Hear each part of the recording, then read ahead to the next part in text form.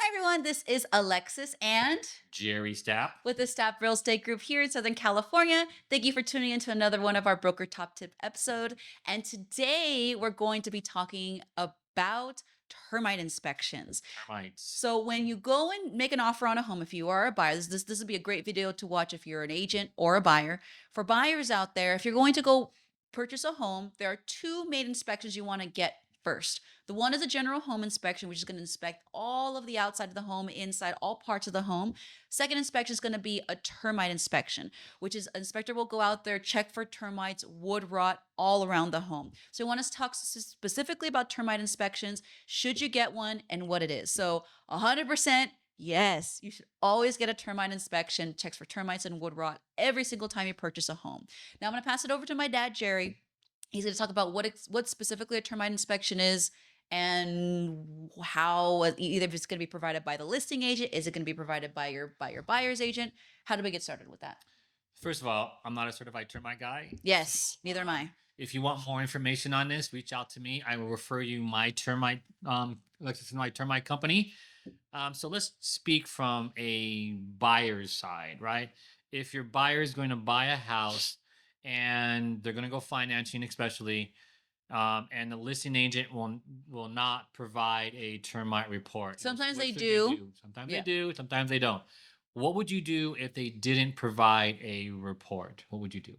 First thing I would do is if I'm the buyer, Buyer's agent. if I'm a buyer's agent, I immediately go and order a termite inspector to go to the property, get the seller's permission, seller's listing agent's permission to ask when is a good time for them to go out there. Yeah. Immediately schedule that inspection. So they go out there and they start their inspection and we'll get that report.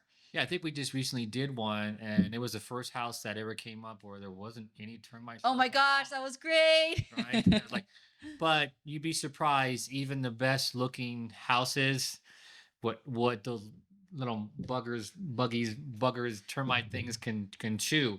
Um, yeah, so get a report as a buyer's agent, and then when you get that report, look at it and discuss it if this is something that you need to negotiate the seller to authorize the termite company to go out there and do the work. Yeah, and then once you get the termite report, what you'll see is it's pretty cool. The termite company will actually draw an overview diagram of the house, and they'll point to all the places that they found termites or Mhm. wood rot. Now, I know some people. I was talking to my friend about it when she was buying a house. She's thinking like, "Oh my gosh, I'm gonna have to tent the whole house if I find termites." Not necessarily. Sometimes it's just one little part where they can remove that part, replace it, treat it with spray, and then you get something called a Yeah. termite clearance.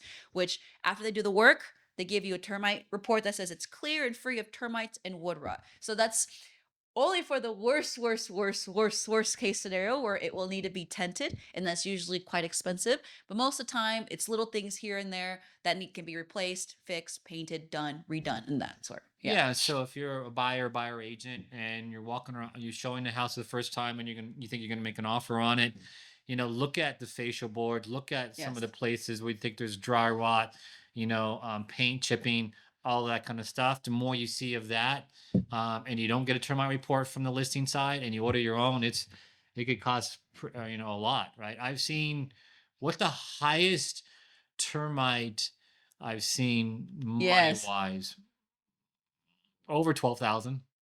Over Mine's around 12,000. 7. Yeah. Oh wait, then there was the one from one of our agents down in Newport, and Connor's behind us, and it was a lot. It was like 20 some thousand dollars, Oh my right? gosh, the Right. whole house. Yeah. So, Oh, and by the way, on the termite report, there's normally two sections. They call it either section A or section B or section one, section two. But section A is what is going on now, right? And normally that's the termite clearance that we want is section A. section 1 clearance. Yeah. Yeah. B is almost like future preventative stuff that you can do, but mainly it's the first section, section A, right? And that needs to be cleared, but that's going to become negotiable once you're in escrow with all of that. Okay. Yes. So what you'll usually do is once you get your home inspection report and your termite report, your agent should use those two reports to negotiate with the seller to be able to either get a credit or get it repaired during escrow. So that's we'll go over that a little bit later. But if you have any more questions on termites, you're having a problem right now. What should you do? Please leave a comment down below. Subscribe to our channel. Is there anything else you want to say before we close out? No, get it checked out. Yes. Don't let it close. Get a report Yes. so the buyer knows. And if you're a listing agent and you know the house is going to go financing, especially, just go ahead and get a report so that way you can provide it as part of your disclosures also. Sounds great. Thank you. Subscribe Subscribe. down below. And we'll see you in the next video. Thanks, everyone. Bye.